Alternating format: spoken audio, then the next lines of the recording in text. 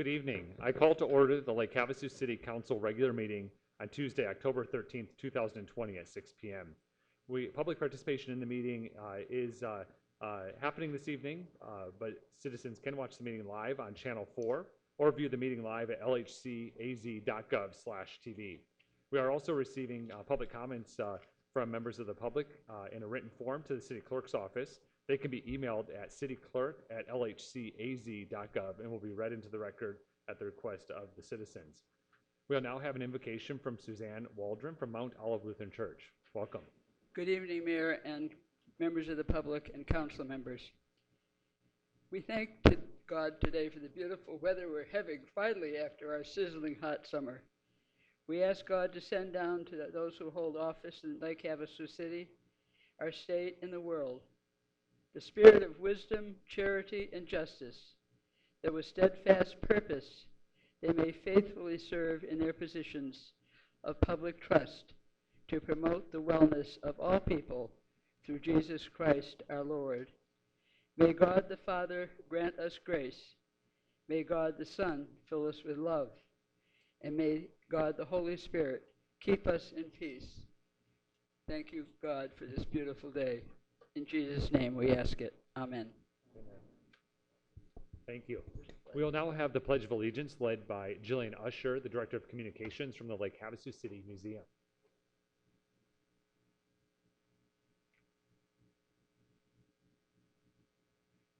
I pledge allegiance to the flag of the United States of America and to the republic for which it stands, one nation, under God, indivisible, with liberty and justice for all.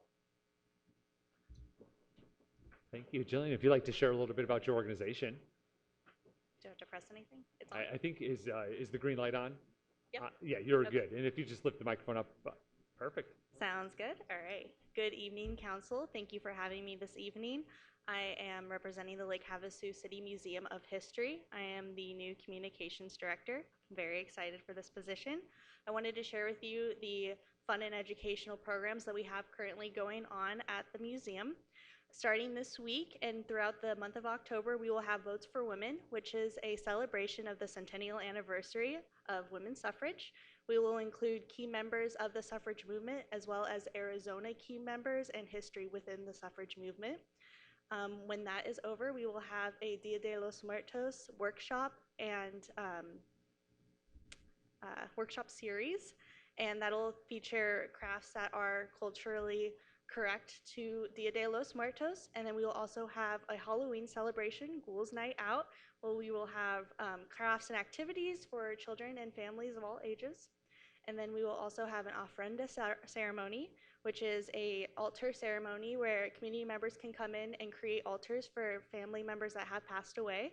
So we are very excited. All of our activities are open to the public and free. So please bring your families, and we're very excited to see you all there. Excellent. Great. Thank you very much. Thank you. Yeah, Have thank a good you evening. for being here. Thank you.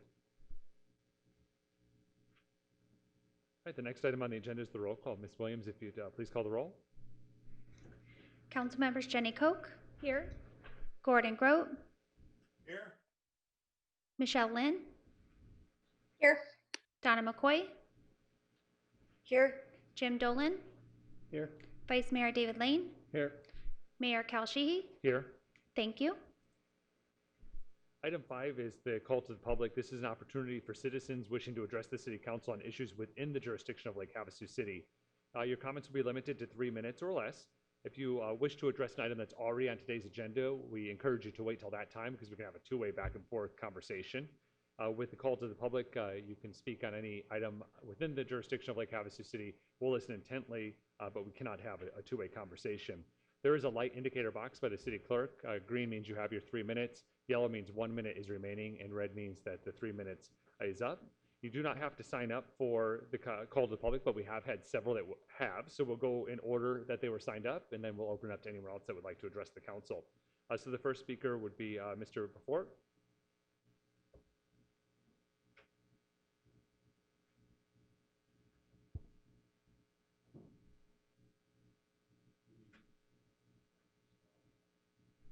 There we go.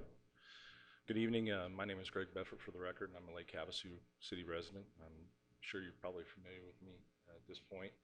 I'd like to direct the viewing audience's attention to the Coffee with the Mayor session on 10/2 of this year, where I addressed the mayor and asked him specifically about teleconference with the governor's office or any meeting prior to declaring his local emergency proclamation on the 18th of March. There you'll see Mayor Sheehy dance, dodge, and lie to my face about this meeting, this teleconference. Come to find out, all you have to do is go to the city's website, look at March 17th, 2020, where it says, Mayor Sheehy begins attending daily teleconference briefings with members of Governor Ducey's staff to coordinate local relief efforts for the state. You lied to my face, and I know why, but we won't get into that now. You've had every opportunity to rescind this local emergency proclamation, and you should have, based on the benchmarks or the strain on hospitals, which was the original justification that you wrote in your proclamation in March. And you know it. But you've avoided that, and you've looked at these senseless positive cases for a reason, to delay, so you could get your funds. Well, you got your funds in July. In any case, you'll also see in that Coffee with the Mayor where I ask him specifically, where I ask you specifically about using those benchmarks, and you avoided the question. You want to see a politician duck, deny, deflect? Go watch that presentation. Simply refuse to avoid the question about hospital metrics, because that is the only metric. That's the one that you used as your justification to declare the local emergency proclamation, and you know it. That no longer exists, and we don't know that it ever did. So the only other reason to continue delaying this at this point is for the other $400 million that's still sitting on the governor's desk until the end of December. Otherwise, there's no reason to have it. And then you lied to the citizens. You changed your proclamations to give it a legal dressing, to confuse businesses, and I know that because I walked up and down McCulloch, and there I saw signs that I took pictures of, per Mayor Shee's proclamation, per Mayor Shee's proclamation, we have to wear masks. They felt that they were compelled to, and then when that didn't work, you sent officers to businesses under the color of authority, and you had them shut down with the city managers, and probably your request as well. It takes 2 people at least, which constitutes a conspiracy that I'll get to here in a minute. May I have a couple seconds here? Yeah, a few seconds to finish up your thought. Thank you. In any case, this has been about money. Say it's not all day long. Say that we're still in a pandemic all day long. By nobody's measure, are we? And that narrative is unfolding every single day. And you have placed the city of Lake Havasu in a great deal of civil liability by your actions. You have also placed yourself and the city manager in a great deal of criminal liability, of which there is no qualified immunity for. I don't know if your attorney told you that or not, but you have no qualified immunity for felonies, and that's what you've done. Now, you can continue down this road if you choose to, but my suggestion to you is admit you made a mistake. Everybody understands early on the importance of what you did. We got it. Nobody knew what was happening. We get it. But then that time passed. The exigency is past. The hospitals are not under strain. The citizens of Lake Havasu City are suffering economically, physically, and psychologically as a result of your actions. So please wrap up your thought, Mr. Bedford. I will. Okay. I will. The justification to say that even if we withdraw this, the county and the state could still come in here and enforce COVID mitigation measures is a lie. If you withdraw this local emergency proclamation, they have no authority or justification for coming into Lake Havasu and enforcing COVID mitigation measures when there is no local emergency here. The school district doesn't have the right to declare their own local emergency when Lake Havasu City has none. They're within your jurisdiction, right? Yeah, thank you for your thoughts. Your 3 minutes has expired. All right, thank you. Thank you. All right, the next speaker is Mr. Mitchell.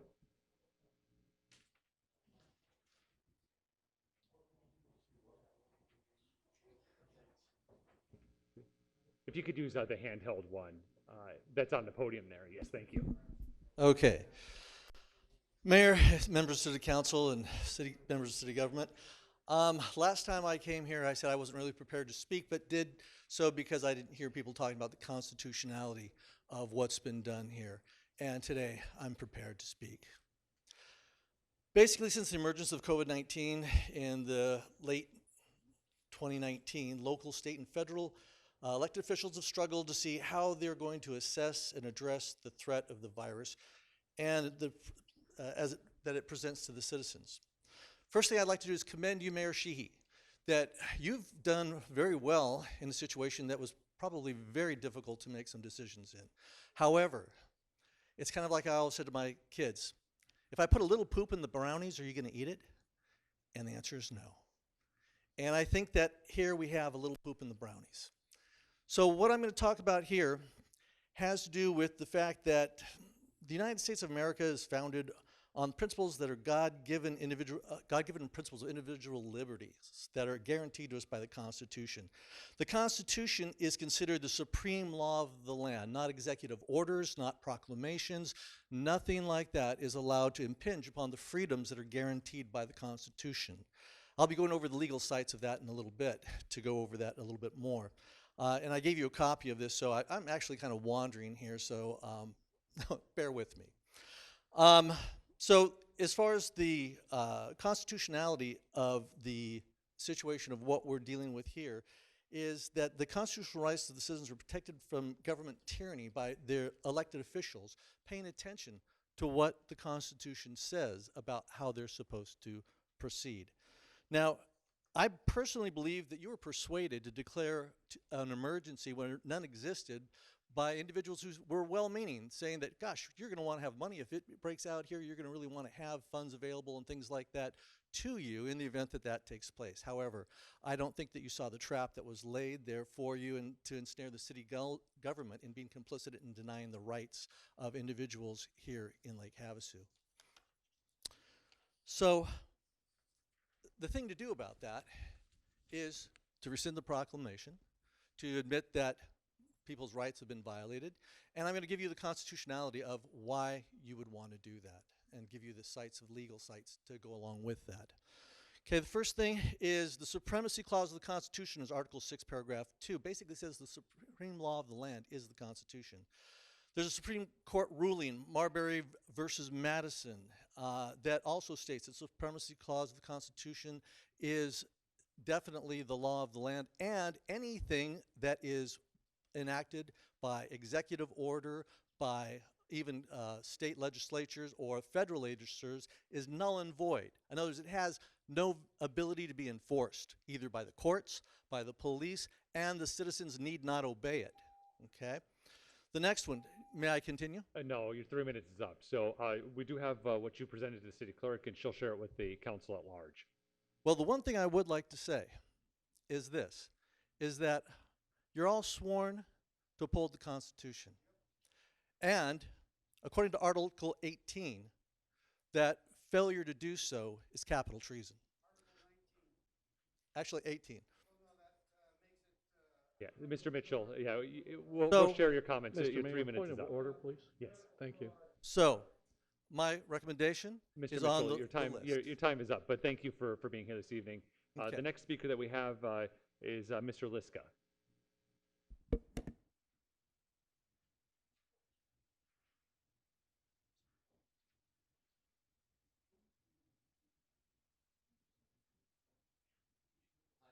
Hi. If you could actually use the handheld one. Yeah, thank you. Hi, Tony Liska here. I'm a 49-year resident of Lake Havasu.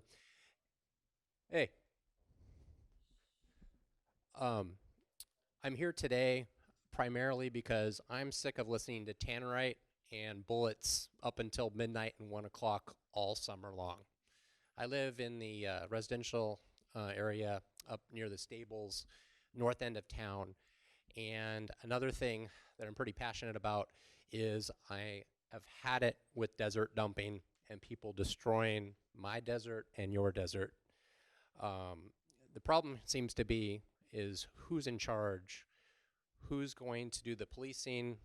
We don't have enough deputies. It falls in between BLM and state and sheriff, and nobody really wants to claim ownership of this. I personally I have a large utility truck, and I've gone on my own dime to the dump after picking up probably 15 5-ton loads of trash, and you'd be surprised at the crap that's in the desert. I enjoy shooting guns. I enjoy using the desert, but I feel like this is my home, and I have really had it. All summer long, the dogs are barking, midnight. People, I understand they're probably shooting because it's cooler at night, but we have to have some type of regulation. I have no problems with shooting. I have a problem with the tannerite. Some of the explosions you could probably hear downtown, but what it does when you're close to the homes, it gets all the dogs wound up. I have a neighbor whose dog has chewed off all the metal doorknobs off of her home. It rattles the windows. It just creates total chaos. I really would like the take home to this would be for something to go forward with some type of regulation with desert dumping and shooting after dark, which I don't believe is probably legal. I guess we could talk with one of the police officers that's here. Chief Doyle, are you allowed to shoot guns after midnight anywhere in the city? How about in the desert? I'm not sure how that's qualified. Mr. Yeah, Liska, Mr. I'm Liska, sorry. you have to address the council. We Sorry can't, there. can't have a two-way conversation. This is my first time here, so. Yeah. But anyways, I'm done with my presentation tonight. I would like to see something go forward with the council members to help control tannerite, desert dumping, garbage, etc. And y'all are welcome to come help me with desert cleanups. I post them all the time on Facebook and Orchids and Onions. So like to see you help cleaning up the desert. Thank you. The next speaker is Mr. Gary.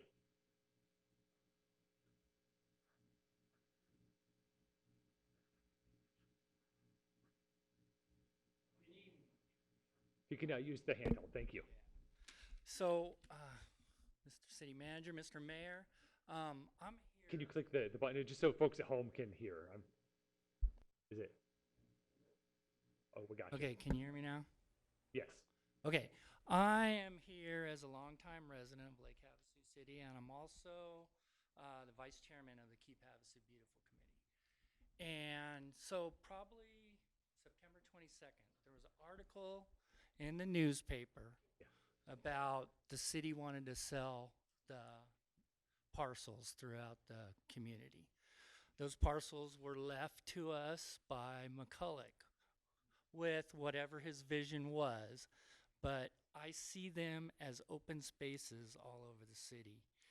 And I'd like to, I'm behind the game on this one, and you guys have already had a discussion about this, about selling unused city parcels, or even an article. Stewart said they were not needed. You know, I've been here for almost 30 years now, and I can remember there was a lot more open space. That is getting more and more valuable nowadays with all the lots being built out. And I would like to see some more discussion on what to do with these parcels. I mean, do we really need to sell them right now? And, you know, we don't really need money as a city. Our tax base is raging right now. But I'd like to kind of keep these city-owned parcels in-house for future generations. And, you know, I'd like to see something more discussion, a city council agenda, a work meeting or something with the department head, city manager, and just, you know, we have Adopt a Street in the city. Maybe we can get other community-minded groups to like adopt a parcel or something where we can, you know, promote the desert. You know, we're surrounded by desert, but a lot of times you got to go a few miles to get to it. And these parcels, a lot of these parcels are right next to neighborhoods in the center of neighborhoods. I know a lot of them are unbuildable. A lot of the parcels are on the top of hills that have immaculate views, and it'd be a perfect place to build something, another park. I know we have identified a lot of them as park parcels, but I really feel as a city that we should keep our land and not sell it to the highest bidder, because we'll never get it back. And one day in the future, we're going to be 100,000 people, and we're going to wish we had a little more open space. So I'm almost out of time, but the Keep Havasu Beautiful Committee, we're going to have a meeting over here at City Hall, room 249, on Tuesday the 20th at 1:30, and you're invited. Thank you. And maybe Stuart will show up and tell us what this is all about. Yeah, thank you. Thank So you. the process is what was in the newspaper. It wasn't about selling the parcels as much as the process and how you sell parcels, went online versus to a bidding. So it's not that we're actively selling them as much as the process changed, is what that article was about. But I just want to. yeah, yeah, no, I appreciate it. I just want to make sure the listeners at home understand it was a process. Thank you. All right, the next speaker is Ms. Simmons.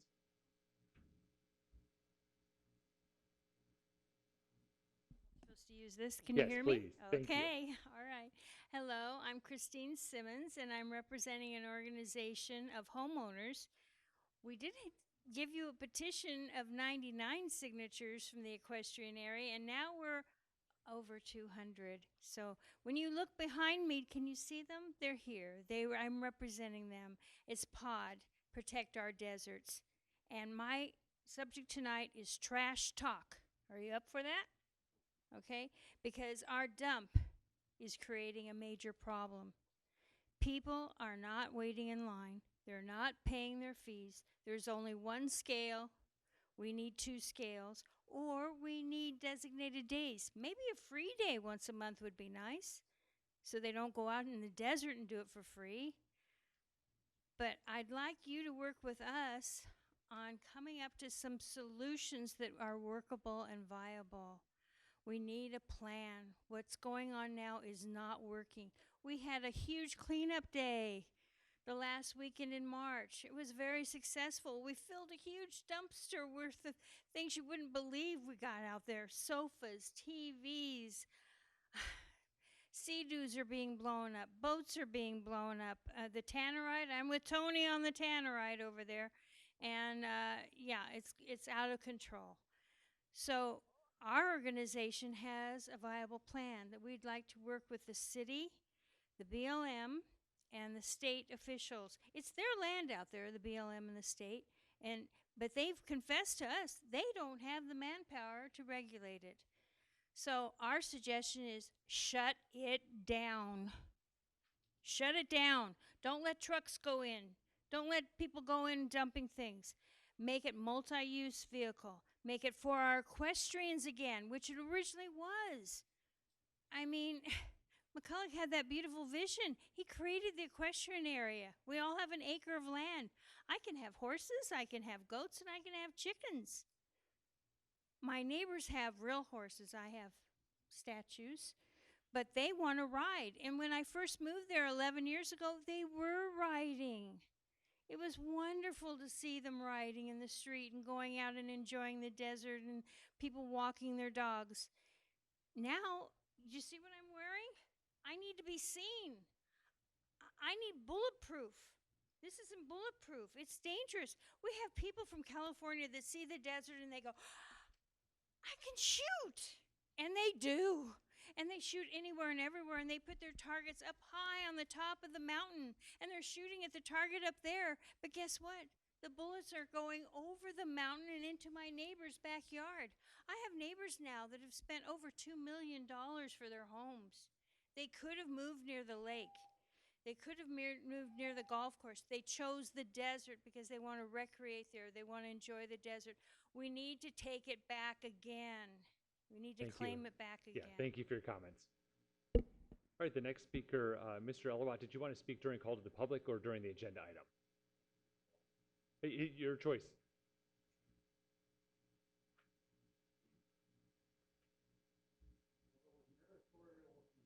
If you just wait till you get to the microphone for those at home, and then the handheld, thank you.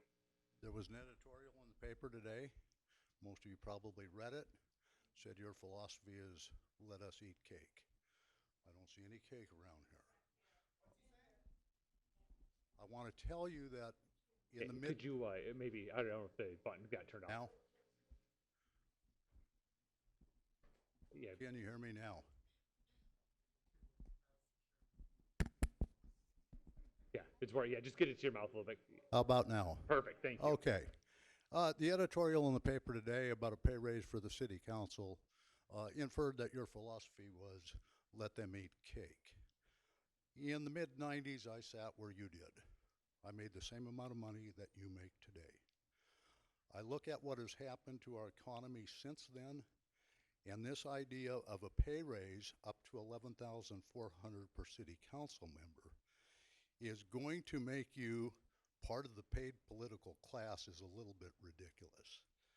You're going to get comfortable, is what that editorial said. There's not a person in this audience who could live today on the amount of money they made in 1983. Given the fact that at the time I was on the city council, my pay was around $585. It cost me about $1,700 a month in addition to that to pay for somebody to run my business when I wasn't there, going to this meeting, that meeting, figuring out what was going to be on the agenda and researching it. So please, don't back down on this request. You're doing it for future city council members. You're not making anybody rich, that's for sure. So I say go for it. I've been in this town for 30 years, and it's unbelievable that there has not been a raise since 1983. Having said that, I want to switch subjects real quick. A couple of the previous speakers talked about how you handled the COVID virus. And I should point out to everybody in the audience, I am not socially involved with any of these people. They've never been to my home. I've never been to them. I can't quite understand when people talk about the Constitution, they forget the greatest reason for being part of this society. It's called personal responsibility. In the state of Wisconsin, my birth state, 5 weeks ago, everybody's jumping for joy. All the markers are going down. Well, today, Wisconsin is breaking records on an hourly basis. How many people are dying of COVID? How many people are being admitted to the hospitals? And how many people are testing positive? You can't let your guard down on this virus. We've watched too many states do it, and it's backfired on them. It's backfired on their economy, and it's backfired on their people. Thank you. Thank you. All right. We have no other speakers signed up, but this is called to the public. Would anyone else like to address the city council during the call to the public? If so, just make your way up to the podium and state your name for the record.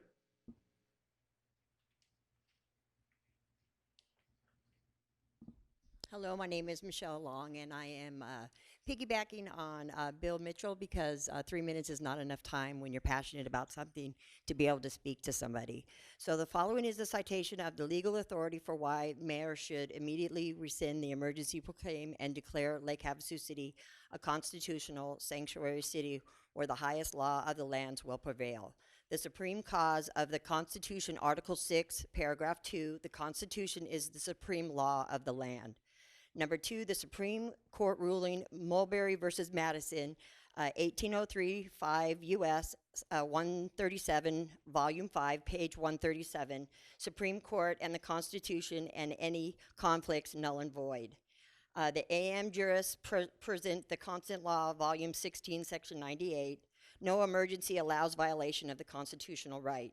The U.S. District Court, Western Pennsylvania case, 2-20 CV 00677 SSW Doc 79, filed in 9/14/20.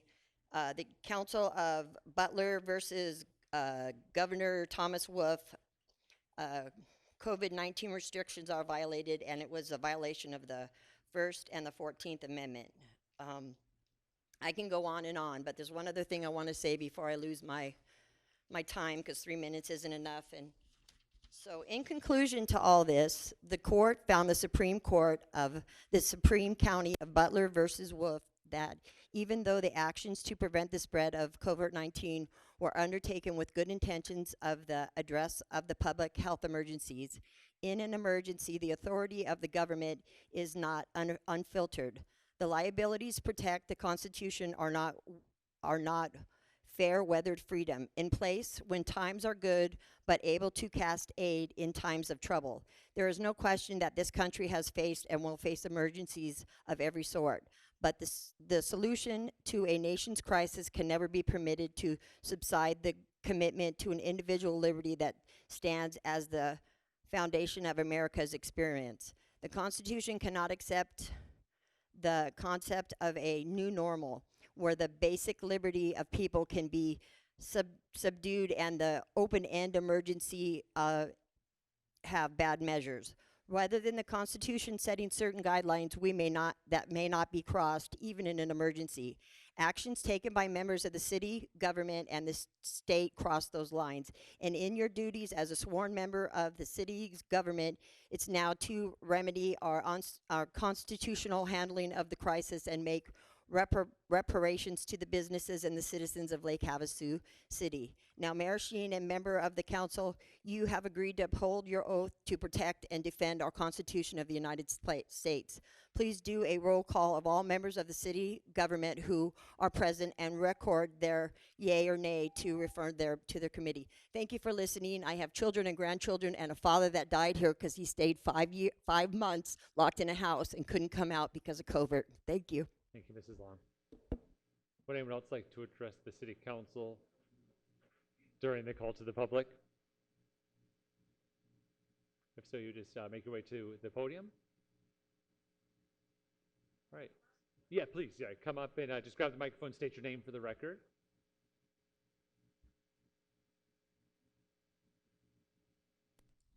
Okay, my name is Charlotte Kaluri, and I wasn't planning on coming up to speak to anything, but when I heard both Bill and I believe it was Michelle speaking, I have to say too, I think it's pretty bad when we would take away the rights of all of the people in America over something that we've had worse than this throughout the United States from the beginning of the United States, and never have our personal rights been taken away from us over anything. Now, if someone has a problem and they know that they're not going to be really safe, they can stay in, they can wear a mask.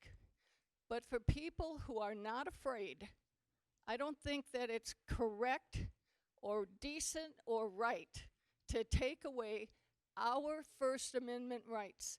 And especially here in Havasu, this is a safe enough city. We have our bars open, we have our restaurants open, we have a wear a mask in the place, but take it off once you're in there. It's all kind of silly. I think that you should stop it here in Lake Havasu and let other cities begin to stop too. All they're doing now is making us learn how to be bossed around and, you know, do everything that we're told. And frankly, I think it stinks. Thank you. Ms. Williams, did you get Shara's last name? Yeah, okay, great. Would anyone else like to address the city council during the call to the public? Seeing none, we'll close the call to the public.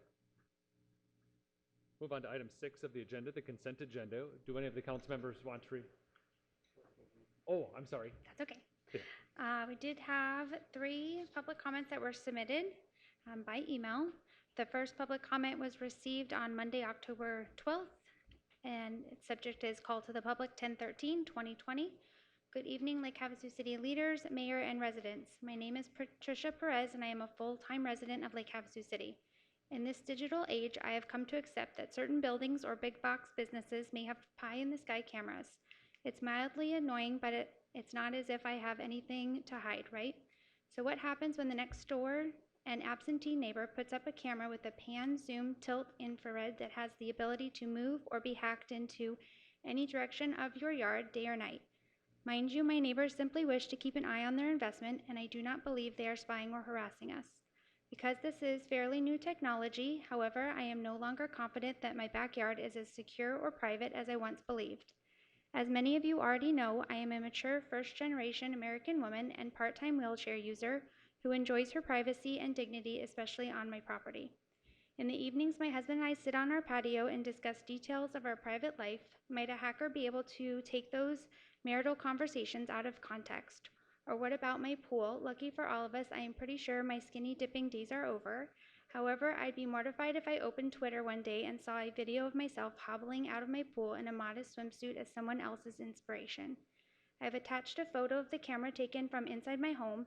This is not a Ring doorbell. While I respect my neighbor's need to watch the property, I would have preferred ample notice, such as a zoning or permit notice, of the technology being installed so I could make an informed decision regarding my response to it. I bring this to your attention simply to start a conversation about residential personal privacy. Thank you for your time, help, and all that you do. Submitted by Patricia Perez.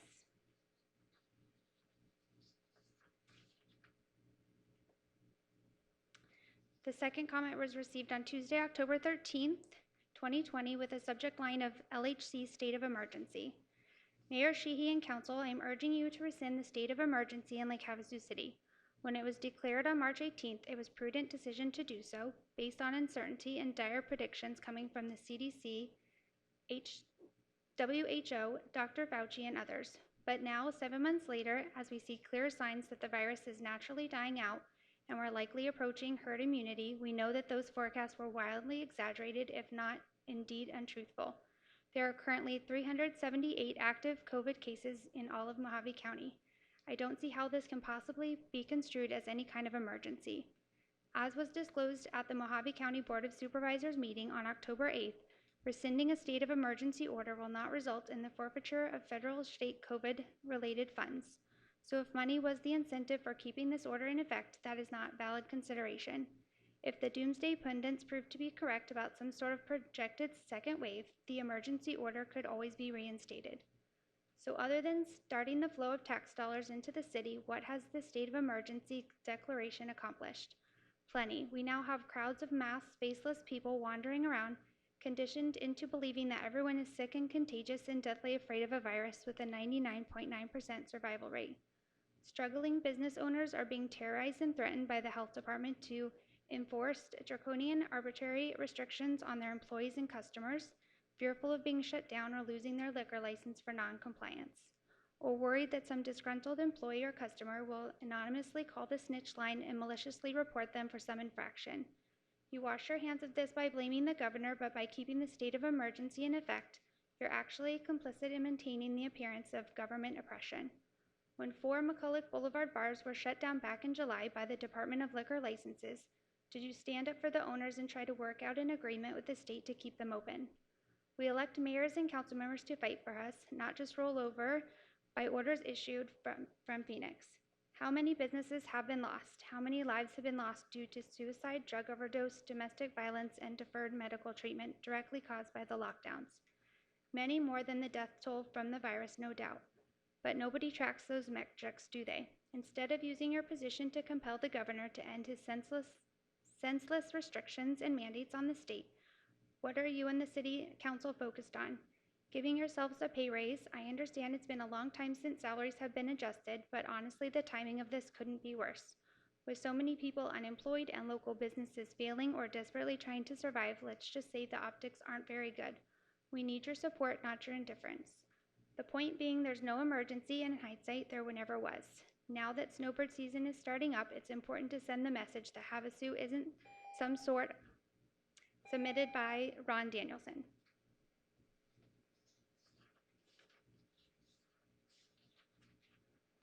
The second comment was received on Tuesday, October 13th, 2020. Mayor Sheehy and City Council, let's talk about the proposed pay raises you are voting for. You want to raise the mayor's salary 71% and the city council member's salary 46% while businesses and citizens are struggling. Like Havasu City got a $6.4 million CARES Act money and the city only gave $230,000 total to businesses. There are 5,021 active business licenses in Lake Havasu City as of today, 10/13/2020, which means that if each and every business got some of the $230,000 CARES Act money you allotted for businesses and they shared it equally, they would each get only $45.81 each. Did you hear that correctly? Each business would only get $45.81 if shared equally. What a slap in the face and you want to vote for a raise. This is absolutely outrageous. $2 million of the CARE Act's money was used as a down payment on a new city hall and the city bought from a business that helped close from their illegal emergency orders, and you want to give the mayor and city council a raise. I can't seem to get a straight answer from the city on where the rest of the CARES Act money went. I have requested it several times with conflicting answers and no reply back to public request forms and phone calls. The city is barely helping the tax-paying citizens, and again, you want to give yourself raises. Mayor Sheehy and City Council should be taking a pay cut, not a pay raise. Here are just a few comments from 7 of your citizens in Lake Havasu, whom you all work for. I think it is important you listen to what your citizens are saying. Number 1, I think that 8,160 should go to the people in Havasu who are struggling, not the mayor or council members. Don't you understand that there are people in this town who are barely getting by? Number 2, thank our mayor as well as our county supervisors for keeping us shut down and a lot of people out of work as a result. Number 3, the city didn't give employees any raises at all this last fiscal year. To then turn around and give themselves a healthy raise is more than tone deaf at this point in time. Number 4, but the citizens of Havasu are supposed to live on a lot less, so the politicians line their pockets. Sad. Number 5, no raise. They need to do a better job before they deserve a raise. Number 6, I'm sure they will raise our taxes to pay for this raise. And the last and my personal favorite, number 7, I know David Lane has been donating his salary. I've learned a lot about David Lane in the past few months. He not only carries the Constitution in his wallet, but now, if true, he also donates his entire city council salary. The law and the Constitution should be first and foremost. We, the people, hold you accountable to the law and Constitution. Times are tough. The coronavirus pandemic has closed many so-called non-essential businesses. Layoffs and pay cuts have also contributed to Lake Havasu jobless rate skyrocketing. With less revenue for city government and record unemployment, it makes 0 sense for the mayor and city council to give themselves a pay raise and spend money the city likely doesn't have. The mayor and city council send the wrong, submitted by Janet Grippy. Thank you. Yeah, Vice Mayor Lane. Thank you, Mr. Mayor. I think I need to make a clarification on that statement. On number 7, it says that I have been donating my salary. That is incorrect. My wife and I did donate my city council salary for 4 months, but only 4 months. It's not continuing on at this time. Thank you. Thank you. All right, I'll now close the submitted comments called to the public, and we'll move on to item 6 on the agenda, which is the consent agenda. Do any council members want to remove any of the items for separate discussion? Mayor, Yes, Councilmember Koch? motion. Yes, please. I move to approve the consent agenda as presented. Second.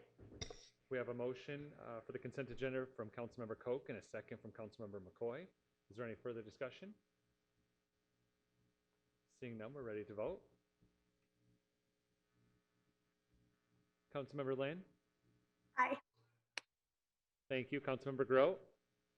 Aye. Thank you. Motion carries 7-0. Moving on to item 7 on the agenda, correspondence, communications, petitions, announcements, and the city manager report. Item 7.1 is announced vacancies on Lake Havasu City boards, committees, and commissions. Ms. Williams.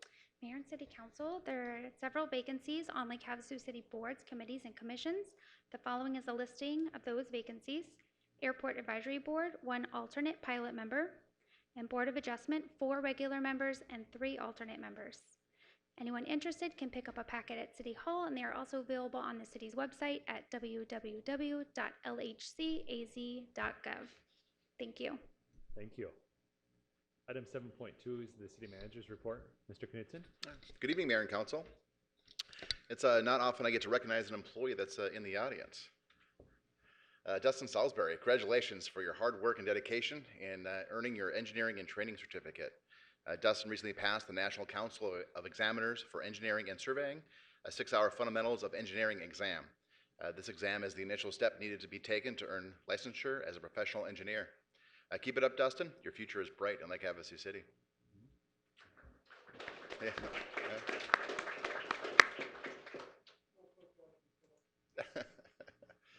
Love that. Mayor and Council, you are eager to get back into the community, and the past several weeks have proven just that. The Coffee with the Mayor and City Manager, we made its first debut in public since February. We had about 40 people in attendance underneath the London Bridge. Mayor Sheehy, Councilmember McCoy, and Vice Mayor Lane attended a celebration at the Quick Stop Title and Registration business for becoming a third-party MBD service in Lake Havasu City. Mayor Sheehy and Councilmember McCoy attended the Marine Corps League Memorial Service last weekend in honor and in memory of all the United States Marines who have given their lives in defense of our country since 1775. Mayor Sheehy, Councilmembers McCoy, and Councilmember Grote joined Councilmember Lynn at a ribbon cutting for Lynn's Little China to celebrate their 20-year anniversary in Lake Havasu City.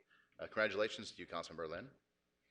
Mayor Sheehy, Councilmember McCoy, and Vice Mayor David Lane and Chief Doyle met at the Elks Law and Order Night in appreciation of our local law enforcement. There's a picture of Chief Doyle out of uniform. We don't see that very often.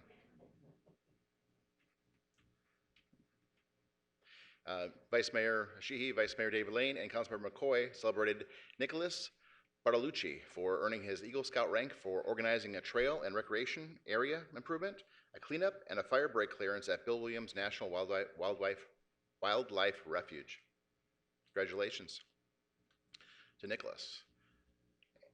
Mayor Sheehy, you proclaimed October as Domestic Violence Awareness and Breast Cancer Awareness Month in Lake Havasu City. In addition, in response to Governor Ducey's Lighting Arizona Purple campaign and recognition of Domestic Violence Awareness Month, the city's lights on the bridge and here at the police department are all lit purple. They will be for the remainder of the month. And Mayor Sheehy, you proclaimed October 4th through October 10th as Fire Prevention Week with the theme of Serve Up Fire Safety in the Kitchen, which focuses on fire safety while cooking it in respective homes. Home cooking fires represent the leading cause of home fires in the United States, so this is a very important topic, and we've been posting messages on Facebook on safety tips. So this slide was created earlier today, and with the phrase, it ain't over till it's over. And then I learned about an hour before the meeting that the Supreme Court just ruled a temporary suspension of the census.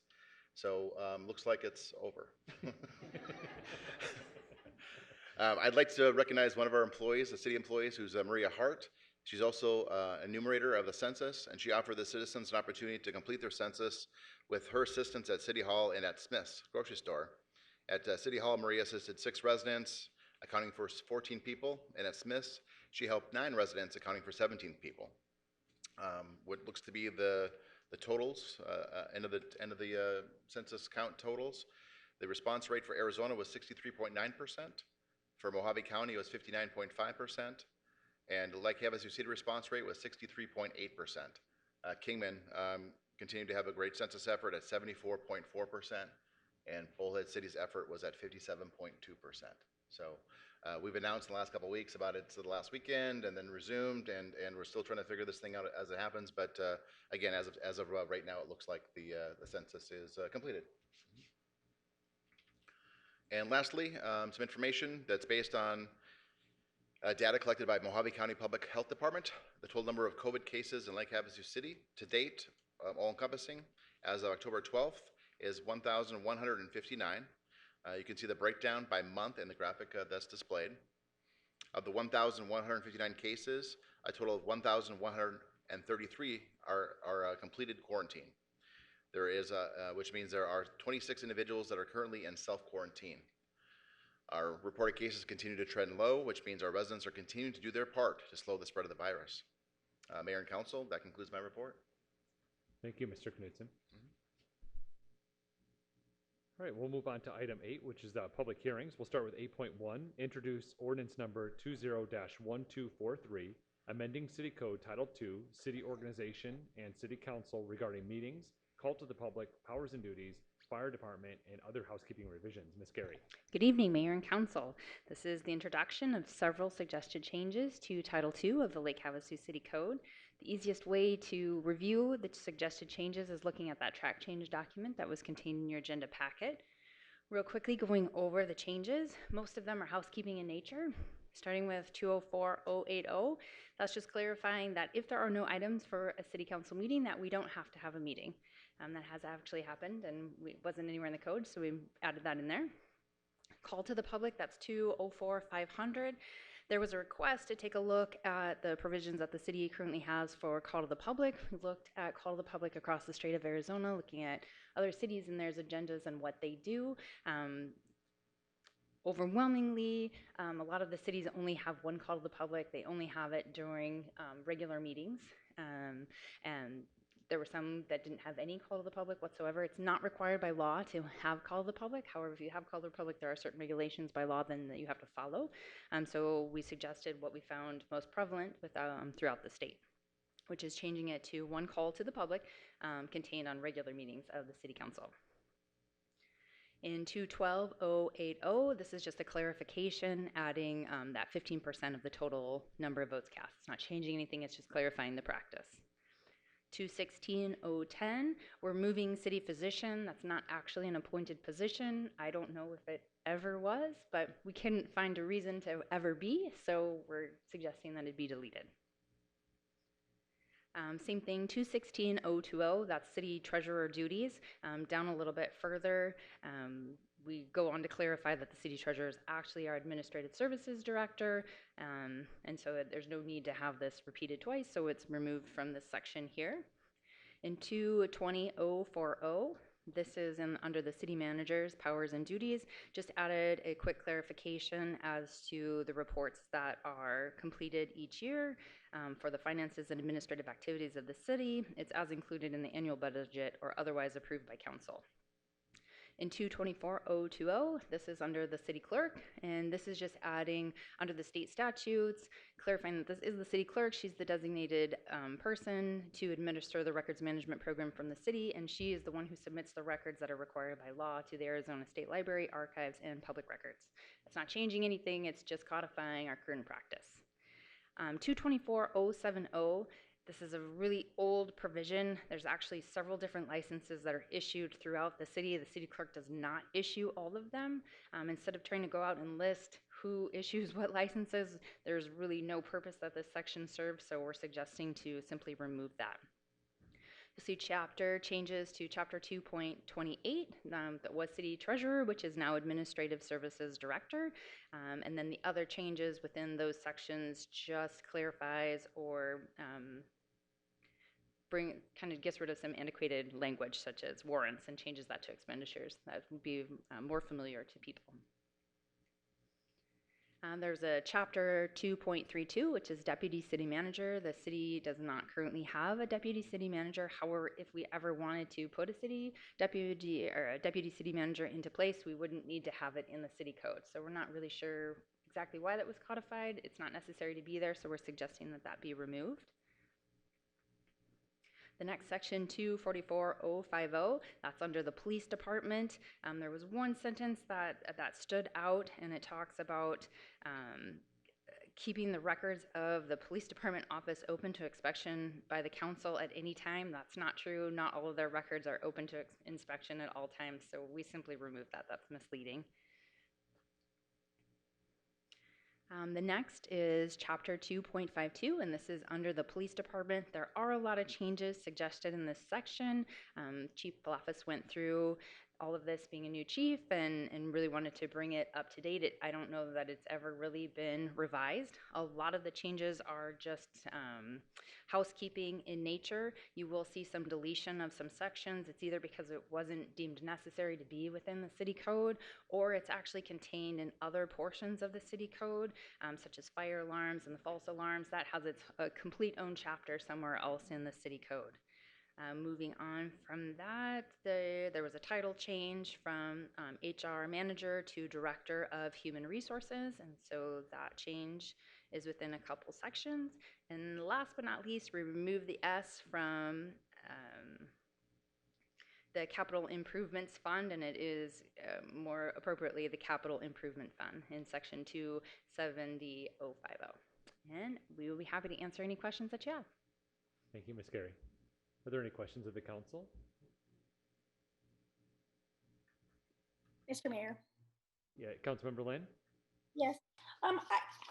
I understand the first one there, the section 2.04.080, but we also went through this a little bit with at the Parks and Rec Department, and if we don't hold a meeting, and I know we've done it in the past, but that leaves almost 4 weeks to hold a meeting if there's somebody at the public that wants to come and speak on something. So I think putting that in there in the chances of canceling a meeting doesn't allow for the public to come in and speak to the council if needed. So I kind of have an issue with that first one.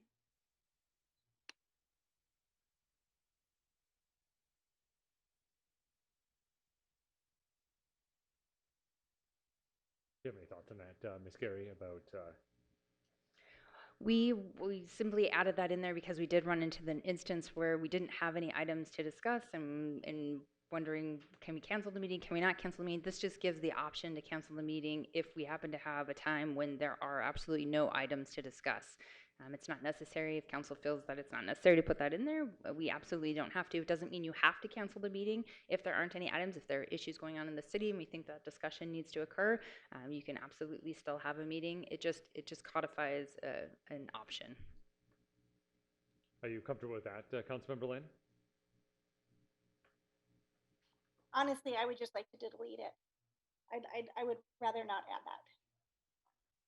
What happens if the mayor can cancel a meeting, or?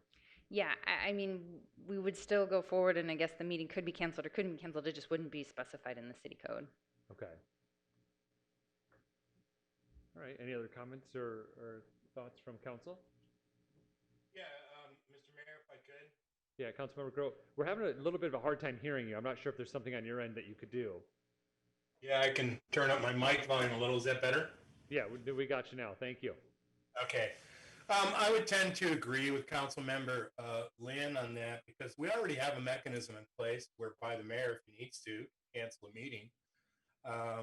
This, I don't think, needs to actually be codified in the code, and I think it creates the onus for the city council to actually meet and or / be available to the public every 2 weeks. This is their right to have it. Thank you. Any other comments or thoughts from council on any of the code changes suggested by Ms. Gary or presented by Ms. Gary? Mr. Mayor? Yeah, Vice Mayor Lane?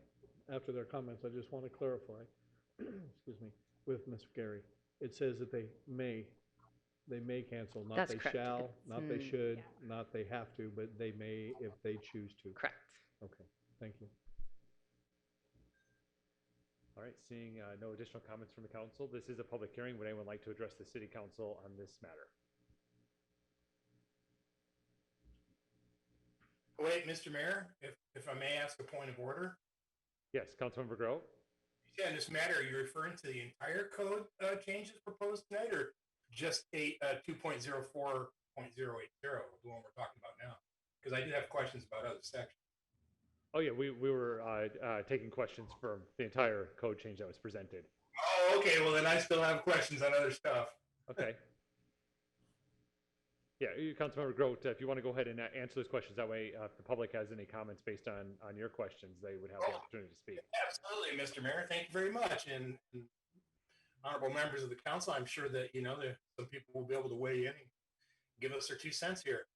So in 2.16.010, the appointed officers and department directors, maybe I can shed a little bit of light onto this, and I'd like you guys to help me out.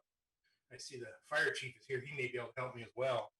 I believe you'll find we did have a city physician, or it wouldn't have been in the code in the first place. But typically what that position was is the city physician was basically the fire department's medical director. They would also work with the police department back in the day. I would know this because my father was one of those. And so the title of city physician being in the code is not necessarily superfluous. In fact, it could be to the advantage of this council and future councils if we were to actually leave that verbiage in there, because if you go to 2.40.010, our predecessors were thoughtful enough to include a clause that says, now not all the words need to be included, because obviously we have to pay for these services. But it says the city physician may provide to the city services related to city employment, I don't think that's necessary, and perform such certain other duties as council may from time to time require. I think that's incredibly important. So 2 pieces that we could use to amend this code to give great flexibility to the future councils. The city physician obviously would be detailed to work as the medical director for the fire department, quite obviously, and we pay them for that. But certain other duties the council may require from time to time could be particularly useful in a pandemic. You may need medical advice, just maybe a simple 15 minutes or something like that. And that can be included. So when we're working with somebody who's a medical director underneath the fire department's powers and purview, the council doesn't have the ability to call a city physician But our predecessors put this in the code specifically so that we would have the ability to ask questions of or ask for specific services related to the physician whom, you know, we pay to be essentially our medical director at the fire department. And I think that's why that's in there, and I think we ought to keep it and just edit the language a little bit out in 2.40.010 and strike the word services related to city employment, comma, and perform such. And if we cut those words out, just leave certain other duties as the council may from time to time require, you have yourselves the exact same situation you have now, except you have a physician available to you as a council for specific questions.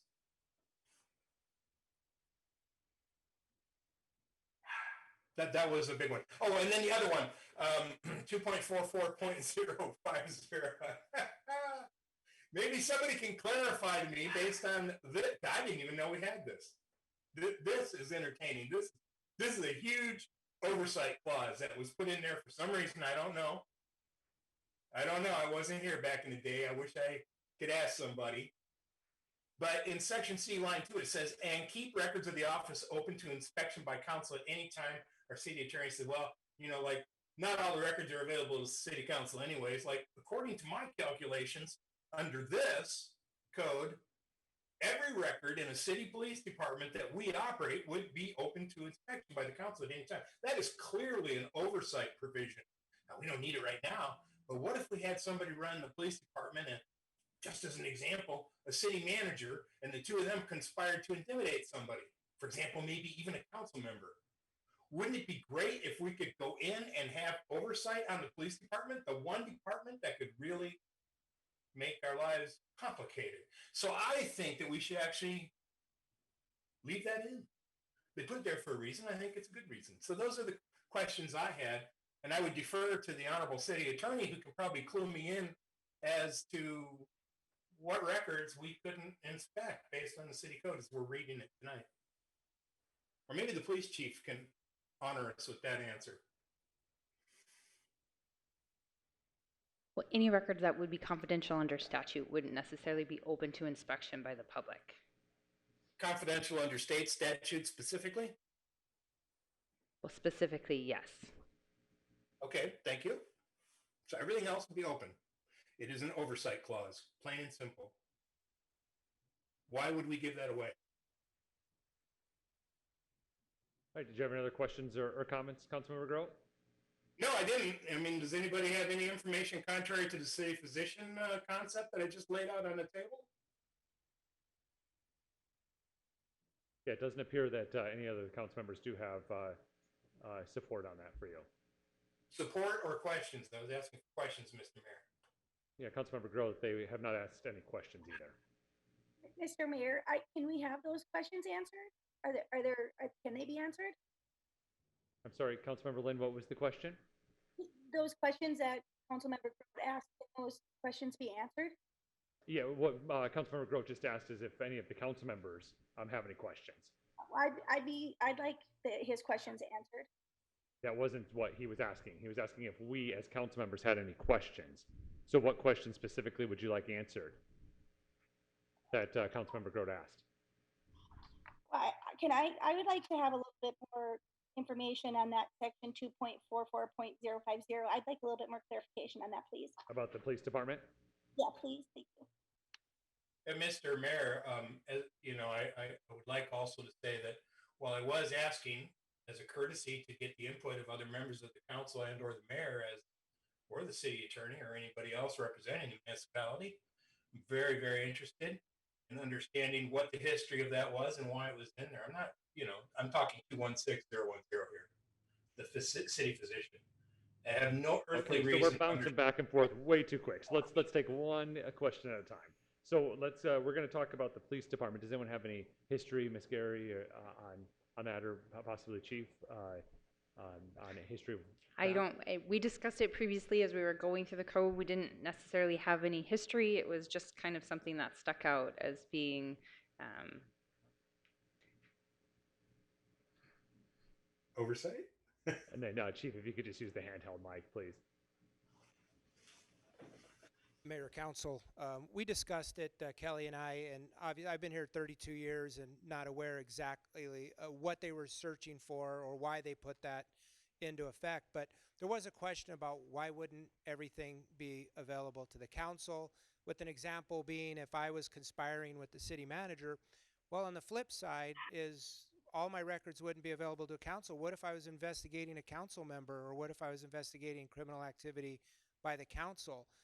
None of our criminal records, like investigations that are in process, are privy. The city manager is not privy to investigations. The media is not privy to all the information on something that is under investigation. We don't release information to something under investigation.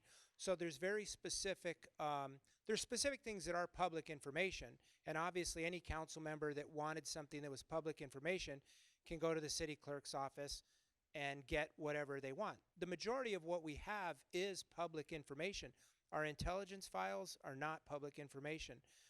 Juvenile offenses, anything involving juveniles, that's not public information. Active investigations is not public information. So there's state laws and there's a lot of things out there that preclude what we can make available. So the idea being is what is public information can simply be had by requesting it through the city clerk's office. The media has access regularly to anything that the law allows them to have. They get that, they have access to it. So council kind of has the same thing, but council would not just have to have it in statute to say you at any point in time have full access to any police department records is really, it's not the case. You don't.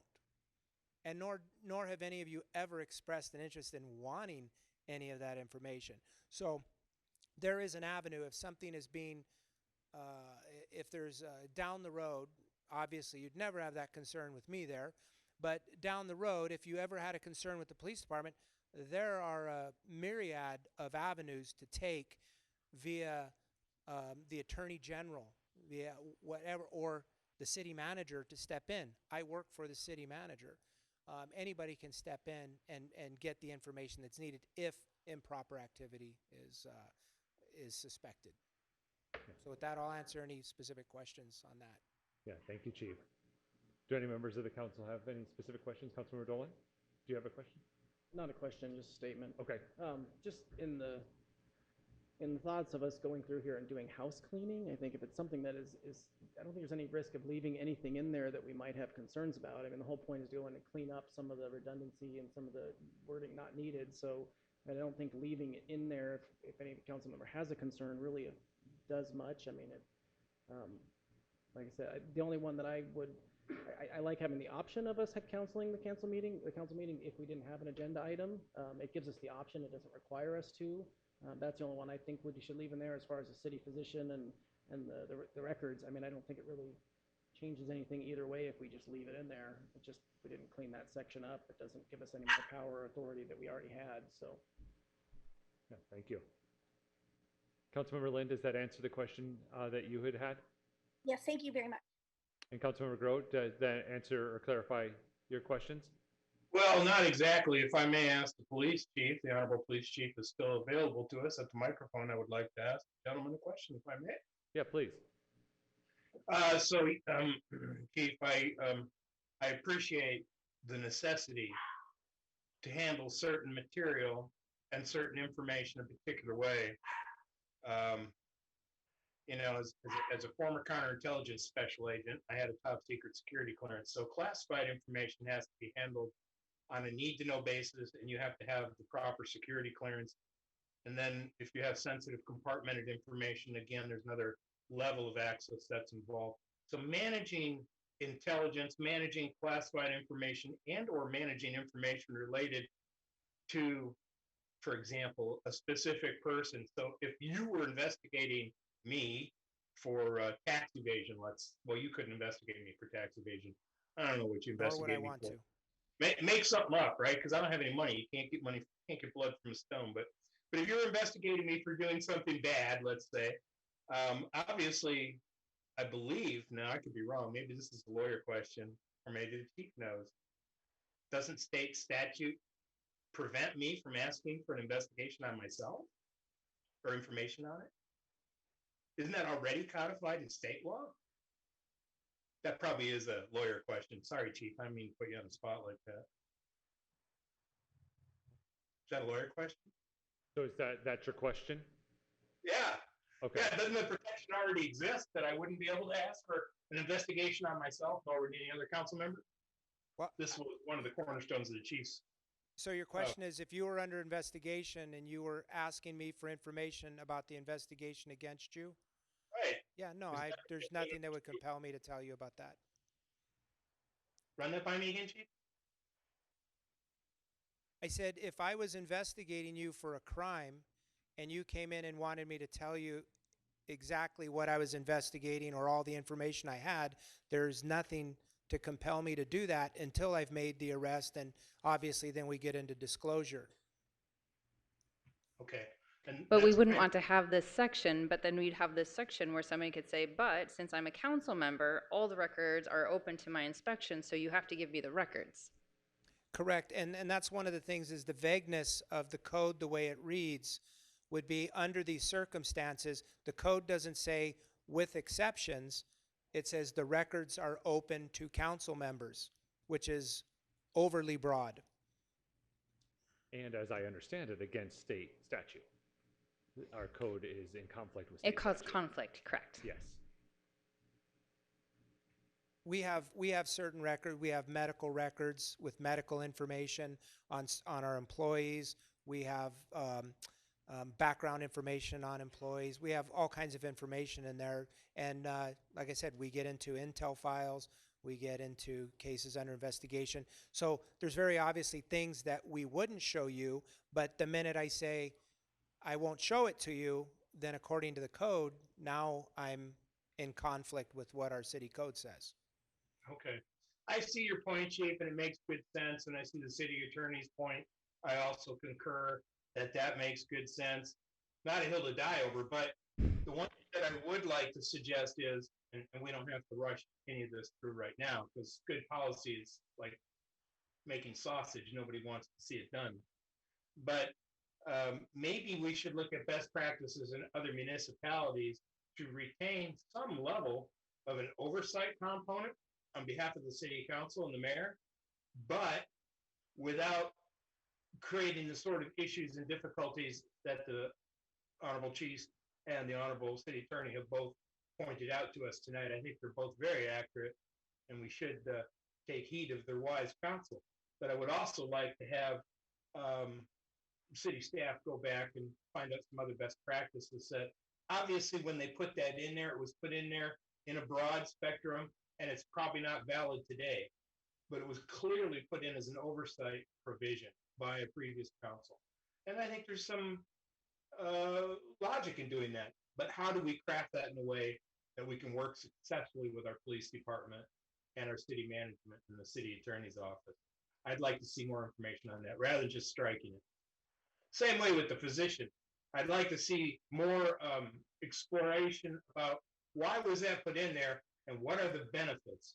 And because of the current pandemic that we're in, it was very, very difficult for the city council to be able to have reliable medical information outside of, individuals who may have a medical background. But it'd be better to have a physician who is a part of our city staff available for consultation to the mayor and to the council, and of course to the city manager and the administration. So I think we should explore why that was put in the past and how we can retain that ability without creating any complications for our fire department or for the medical director for that matter. All right, thank you for your comments, Councilmember Groh. Are there any other comments of the council before we go back to the public hearing? Councilmember Lynn, do you have any other comments? No, Mayor, thank you. Okay, thank you. All right, this is a public hearing. Would anyone like to address the city council on this matter? Seeing none, we'll close the in-person public hearing.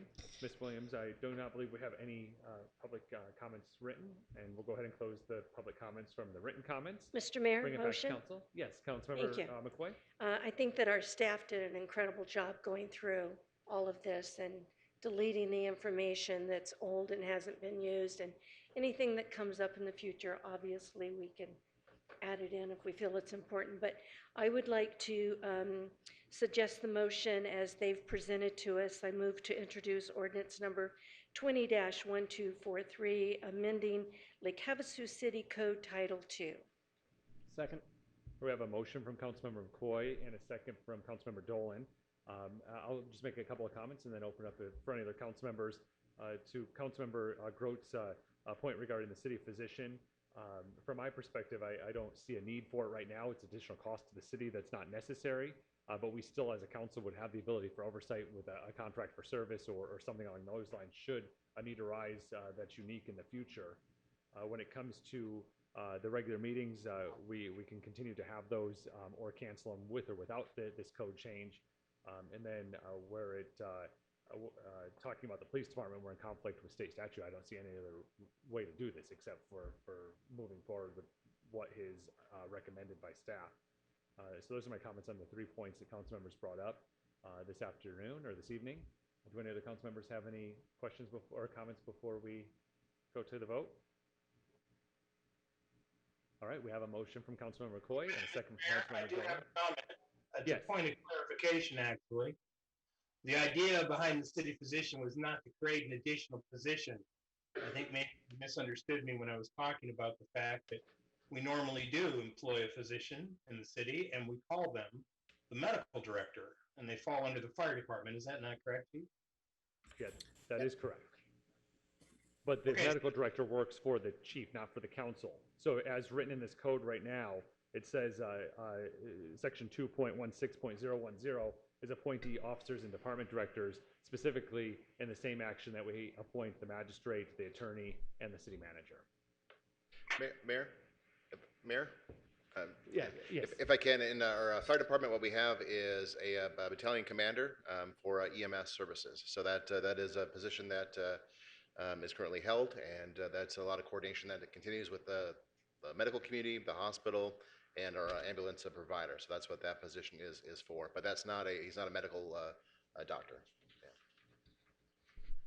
Yeah. If I may, the whole point to that, Mr. Mayor and Mr. City Manager, is that as an employee of the city, in terms of the battalion commander who's an EMT or a paramedic, you're right, they're not a physician.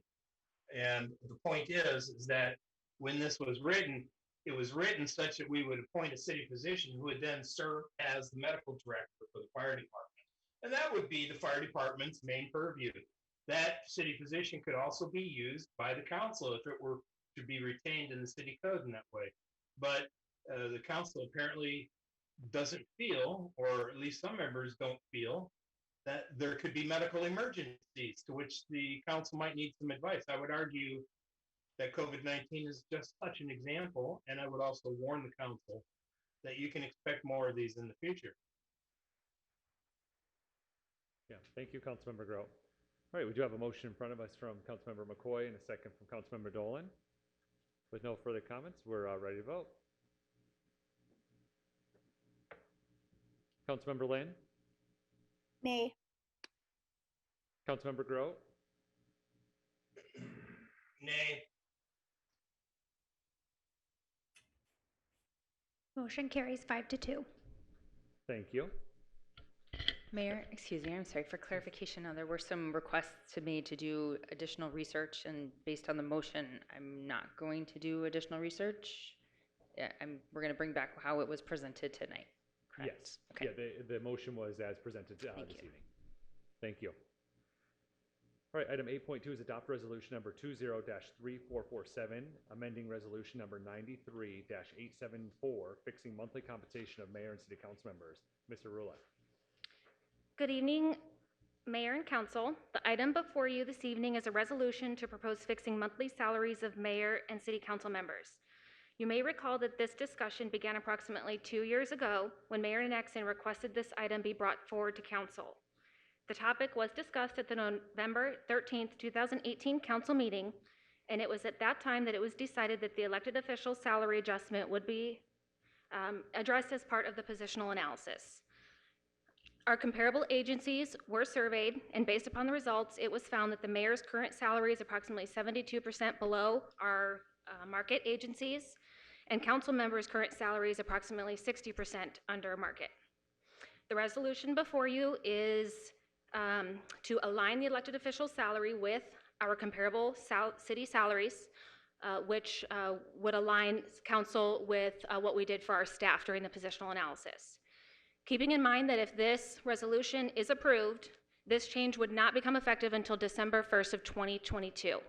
So the current council cannot vote to increase their own salaries. So if the resolution is approved this evening, it would be to amend the salaries for the council that would take seat in November of 2022. So with that, I will turn it over to any discussion items that you might have or any questions. Excellent, thank you. Do any members of the council have any initial questions of Mr. Rula or any comments?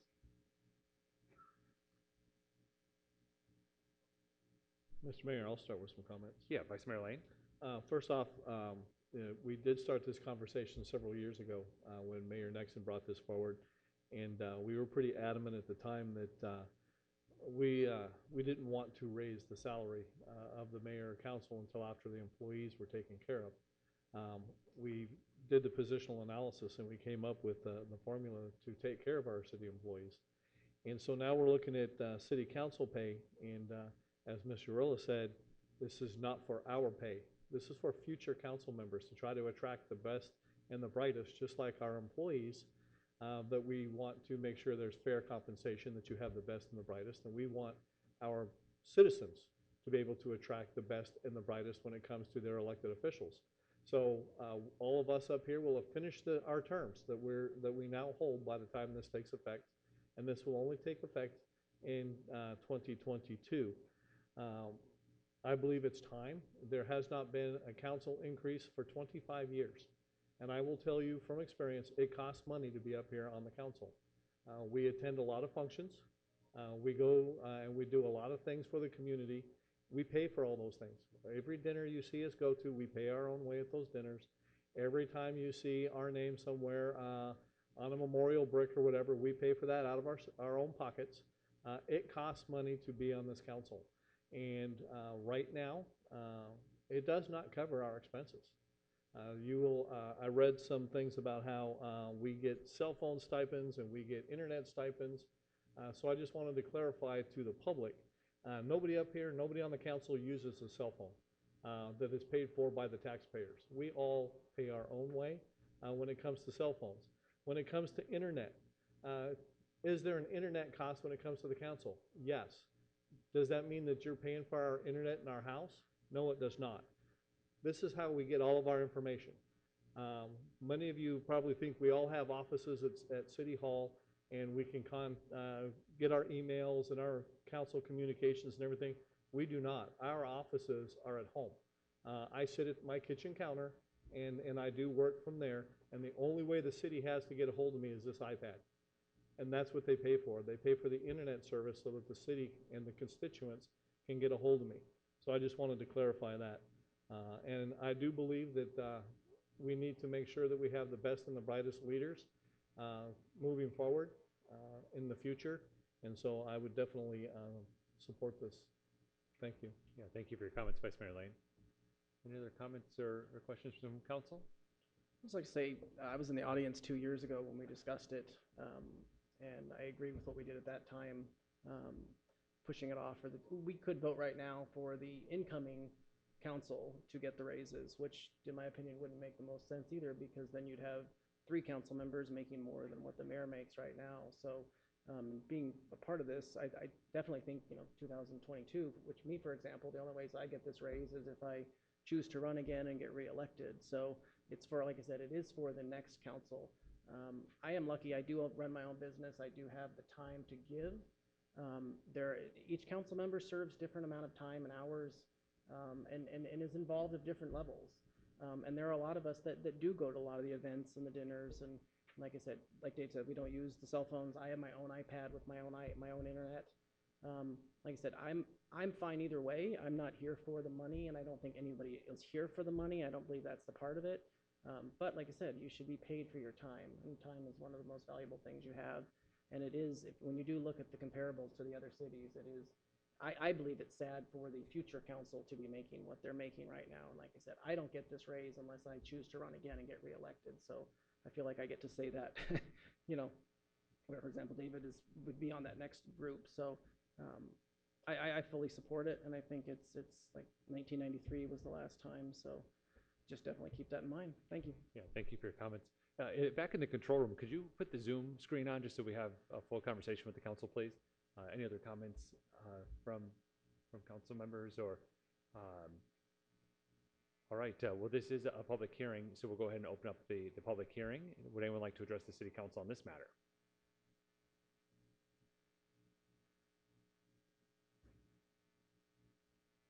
Seeing none, we'll close the in-person public hearing.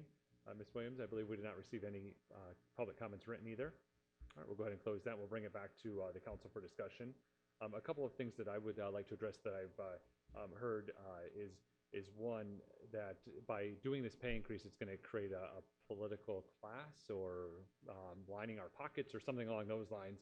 I can assure you that's not what's going to happen, but it does prevent people that are capable and able to serve the ability to serve, because they don't have the flexibility in either their current work situation or their current life situation. And the stipend that we're talking about here would maybe allow them to be able to do that. So it gives the citizens of Lake Havasu City a stronger pool of candidates as we go well into the future. So this is more about future decisions. I've also heard a lot about timing. Obviously, the timing of this is optics or otherwise is not the best looking during a pandemic and so much uncertainty in the world. But this conversation's been ongoing for over 24 months. And the city staff, we worked really, really hard on the positional analysis for city employees.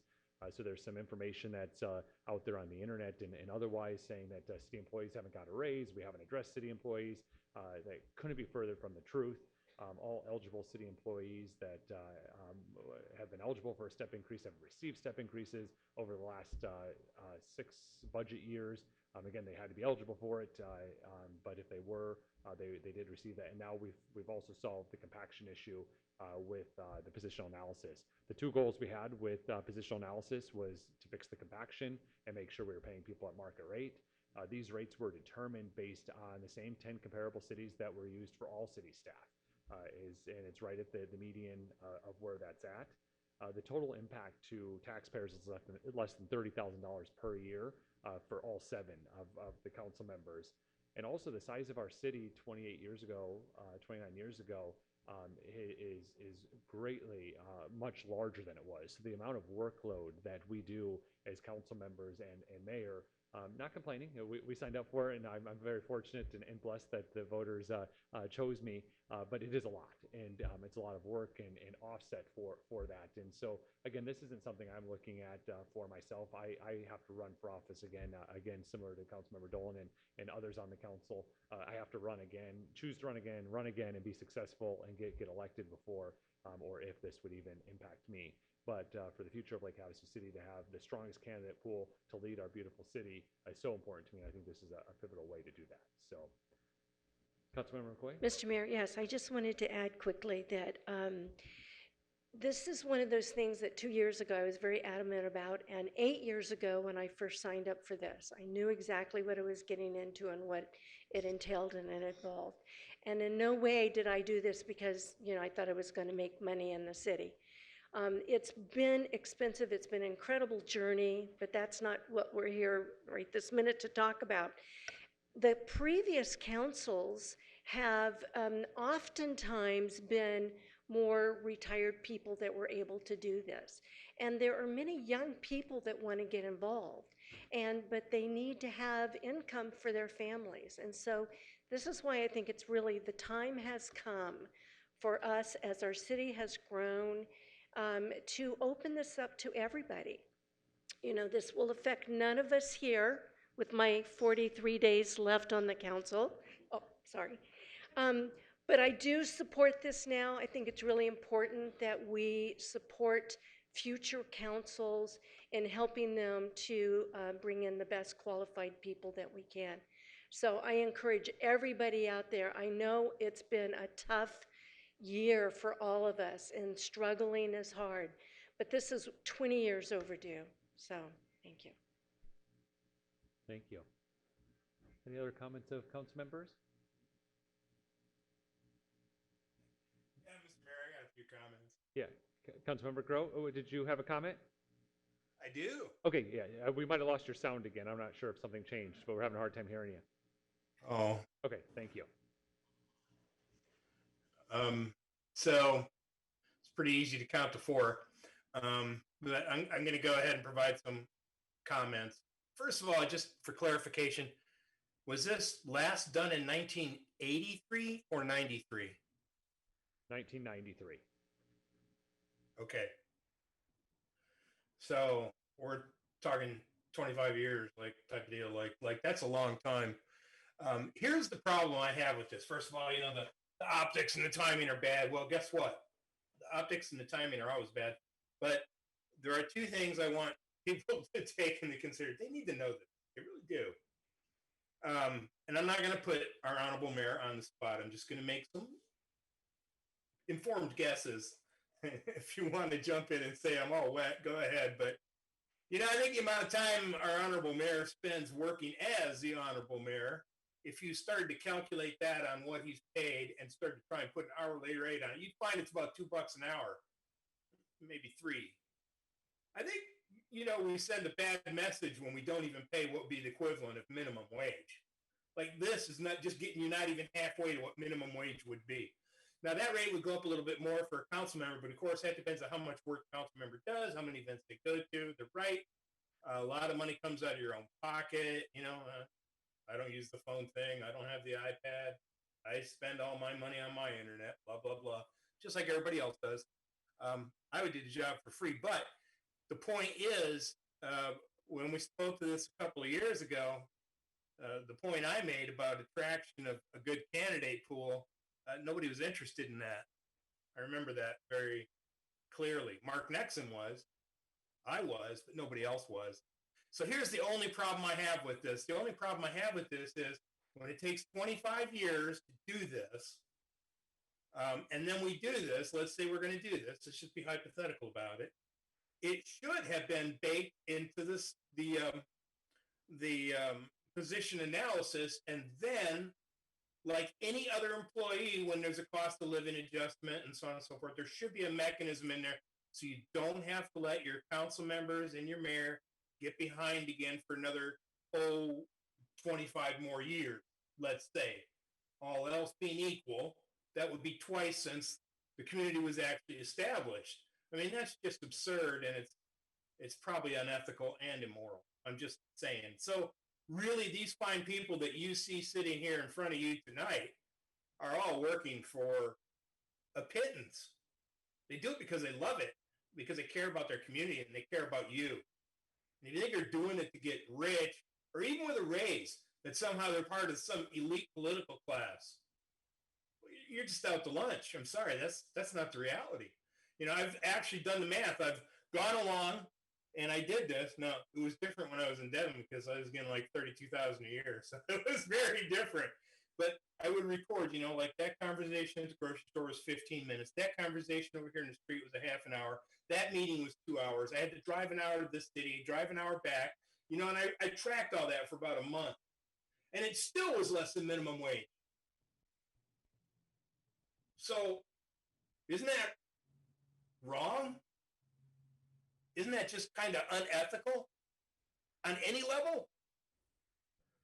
Right, so I throw the timing issue out the window. I'm going to vote for it, and I think you guys deserve it richly. It's not very much money. $30,000 impact to the budget. What is it? 2 quarters? Seriously, come on, people. That's not even a cup of coffee.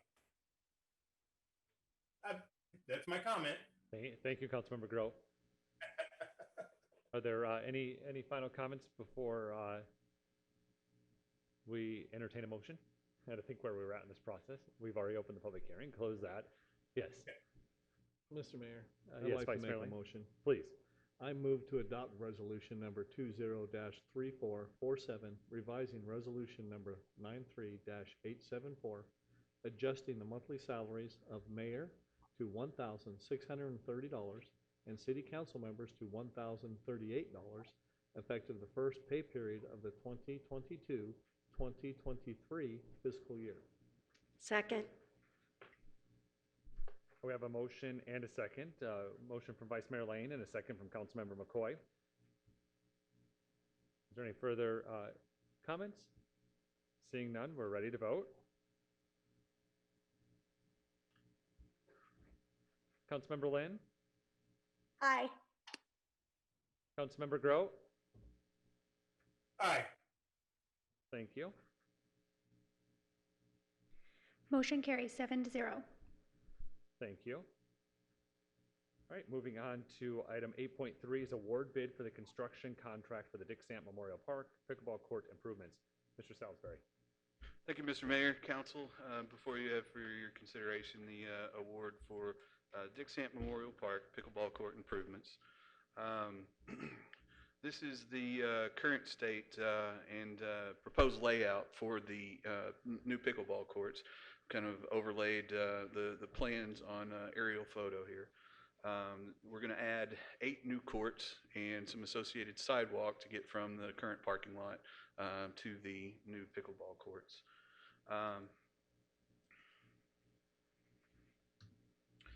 It'll, like I said, 8 new pickleball courts. The parent low bidder is TR Orr at $965,393, which was well above budget. In order for the project to remain within budget, we recommend complete removal of optional improvements. This includes bid item numbers 1, 2, 4, 5, 11, 12, 13, 14, 17, 18, 19, 20, 21, 22, 23, 24, and 25.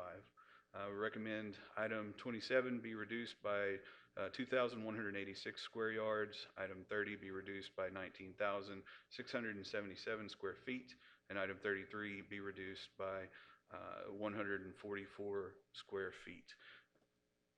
The result is a project within available budget in the amount of $658,813 that still gets us some new pickleball courts.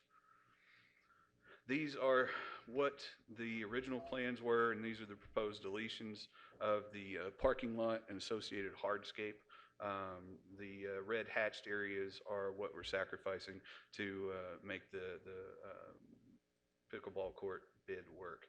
This is kind of a cleaned up view just to see what we'll be installing. We'll still be doing completing the grading out here in the blank spaces, making it ready for future improvements, and we'll also create a path for folks to park back here, maybe put some AB or some nice decomposed granite later when we have some more money to do so.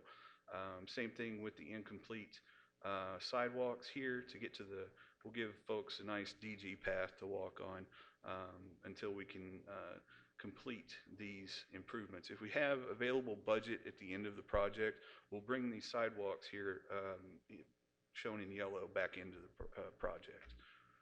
But we need to get through the bulk of it before we can do that.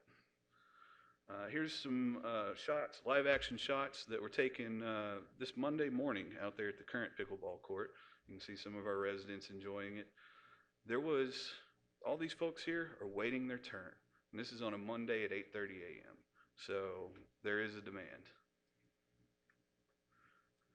Just to recap, well, it'll be a 180-day contract that was originally spec'd out, likely duration between November of this year, May of next year. Construction likely to complete sooner due to the reduced scope. Again, the low bidder is TR Orr, and we recommend the award for the amount of $658,813. I'd be happy to take any questions. Yeah, thank you. Can you pull the first slide up that you had that said what we were going to do originally? Just I think there was a photo or a...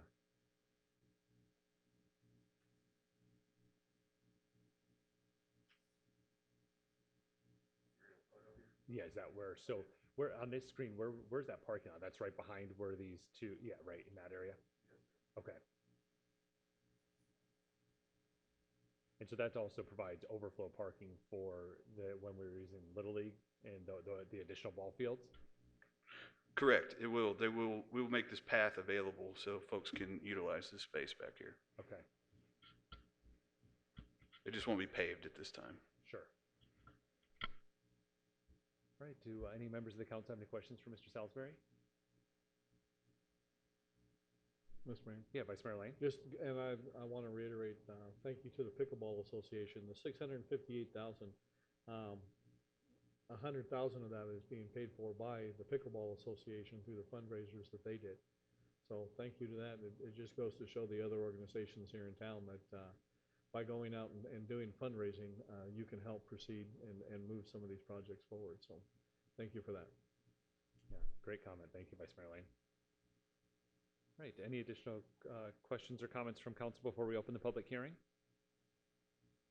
I just want to thank our staff for going back through, and I mean, my gut feeling in general would be, well, we'd wait till things get a little bit cheaper, but you know, I do appreciate us being able to go back through that and scale it down to where we can get it out to the public and give them the use of the courts, and then we have the ability to add to it later, making it scalable.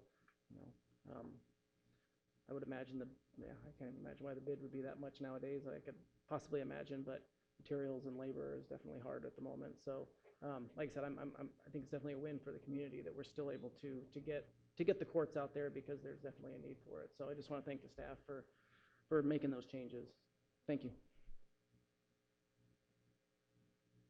All right, this is a public hearing. Would anyone like to address the city council on this matter? Yeah, Ms. Evans, just take the handheld mic and just state your name for the record. I got a green light. You got it. It's on if it's Okay. a green light. Right. Yeah, thank you. Green means go. Okay. My only question is, I used to play tennis, and then I went down to pickleball because it's a lot less court to cover. But I didn't see any reference to lighting, and I saw those people waiting. And, you know, with the heat, it's kind of sometimes nice to play in the early evening. And what we used to have on our tennis courts is a coin operated. So if nobody's using the court, nobody's having 24-hour lights go on. But if you want to use the court, you put some quarters in and you got light for an hour or so. Any thought on that? That was one of the sacrifices we had to make. Getting the electrical there is one of the more expensive items. So that would probably cost something on the order of another $200,000 to get everything lit up. So. But it wasn't a vending machine light. That's innovative. I mean, it pays for itself eventually. Yes. Okay. Yeah, thank you. Yeah. Would anyone else like to address the city council on this matter? Yeah, the intent would be to come back in when additional funds are available to address some of these things that are not happening. So, well, we're not done, but yeah, Councilmember-elect Campbell? Mr. Mayor, may I make a comment real quick? We are leaving strategic space to make these improvements later. So we're putting in sleeving strategically under the concrete to give us a place to do that later. Mayor and City Council, welcome. I'm going to be the girl that asks questions. So the girl that's doing construction right now, and every day I get a notice that says, if you didn't buy this drywall by the 28th, we're going up by this amount. I'm the girl that runs a concrete company that's told that you only can get so many trucks per week, so we shut down on Saturdays because we're going through our allocation. How does the city council handle, let's say, this bid? And I know for a fact you guys really tweaked the numbers and it's went down substantially from, I think, the original 1.2, which I do celebrate. How do you guys handle that moving forward in your budget? You get into this, and of course, every contractor right now is stating they won't even sign, I mean, a 10-day on lumber right now for me. If these costs go up substantially, and I'm asking the same question not only for myself, but many of us out there, how does the city move forward and adjust this when us contractors are having a difficult time staying within our budget? Okay, do you want to take that, Mr. Salisbury? Sure. We do take these things into consideration, items like force majeure and things like that. But typically, once you submit a bid, you're pretty much locked into it unless there is a truly force majeure type situation, an act of God that causes a change in material prices. Well, material prices are changing on even the bigger ones right now. So I don't want to be the doomsday girl up here, but I'm just being the consumer that's quite concerned because we're out there beating it up ourselves trying to figure out how we move forward. So thank you again, and thank you guys for all you're doing. This has been a heck of a year for you guys, and I support you 100%. Thank you. Would anyone else like to address the city council on this matter? Seeing none, we'll close the in-person public hearing. Ms. Williams, I do not believe we have any public comment that was written. Okay, thank you. We'll go ahead and close the written call to the public and bring it back to the council. Mr. Mayor, Yeah, Councilmember Dolan? I'd like to make a motion. Please.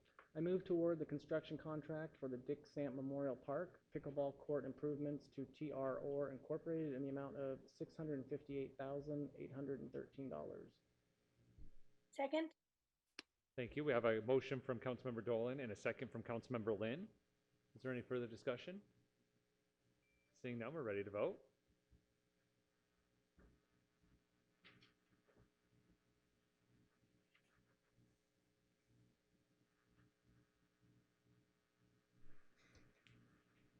Councilmember Lynn, your vote? I'm sorry. Aye. Councilmember Grote? Aye. Thank you.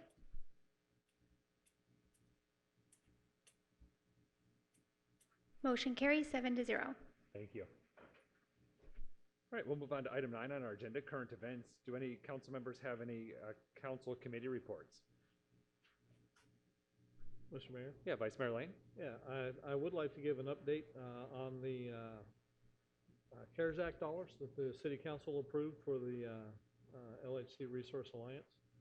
As of today, we had a meeting this morning. As of today, we've been able to assist 28 local businesses to the tune of $187,444. That's through the CARES Act dollars. And then through the donations from the community, we've helped over 200 individuals pay their bills for $59,293. And then the Better Business Bureau has given 12 grants, somewhere in the neighborhood between $500 and $1,000 each to local businesses.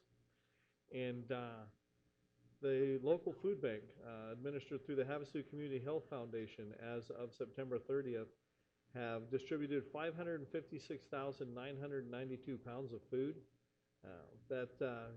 That's calculated nationally at 1.5 pounds per meal, so that's 371,328 meals that our local food bank has distributed to our residents. That's a 59% increase over the same time period last year. And the food bank is continuing to home deliver to 50 different residents for people that are homebound and can't get out, so that we can make sure that they're having nutritious meals. The Resource Alliance has also distributed over 2,000 N95 masks. 1,000 of them went to the hospital, and another 1,000 went to our assisted living facilities to help them. They gave also 1,000 booties for their feet, so they could keep their feet clean when they're in these facilities. And then we've also were able to donate several no-touch thermometers. So they were donated to assisted living facilities, so that when the nurses came on duty or the staff came on duty, they could ensure that the people were healthy. And we were also able to give one to the food bank, so that we could ensure that anyone touching food that we're giving to the community is healthy and well at the time they do that. So the LHC Resource Alliance is still continuing to help people. If you know local businesses or people that need assistance, we still have dollars left to help local businesses and people pay their rent, their mortgage, their car payments, and businesses to help keep their doors open as well. Thank you. Yeah, thank you, Vice Mayor Lane, and thank you for all the work you're doing on behalf of that with our partners. Any other council committee reports? All right, moving on to item 10 is our final call to the public. Would anyone like to address the city council at the call to the public? Yeah, just please state your name for the record and grab the handheld, please. Yes, my name is Doug Carr. I want to thank Donna for your support for pickleball and all your help here in the city council. Gordon, wherever you are, thanks for your help. You too, Mr. Mayor, Michelle Lynn. It was 68 months ago that I came here and spoke for 5 minutes to talk about pickleball and how much we need it. So another 6 months, so a whole 6 years have gone by, we'll finally get enough courts. And with Mike Keene's help, we've got some lines painted down at London Bridge Beach. We haven't used them much, but I think we will this winter. And I want to thank the council, and I want to thank our president, Dave Rosing, for all his hard work too. because if it wasn't for him and all the volunteers, that we wouldn't have been able to get this. So, and I do love speaking the last call and the meeting, and I like it at this Parks and Rec also, but we don't have that anymore. So anyways, so the call of the public at the very end, I'd like to speak, but maybe this will be the last one. All right, thank you. Thank you.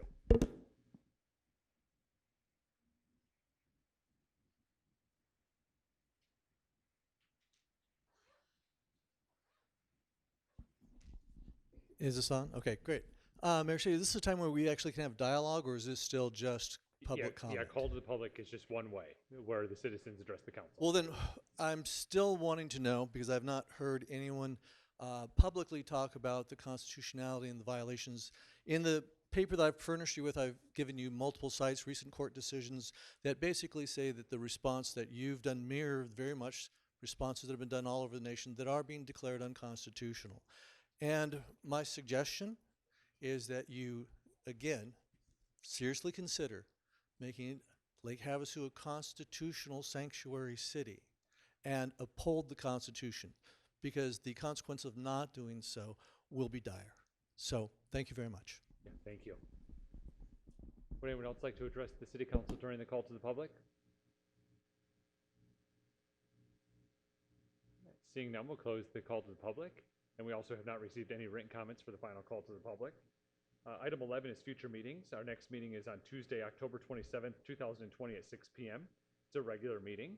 And then on Tuesday, November 10th, 2020 at 6 p.m., we'll have a regular meeting.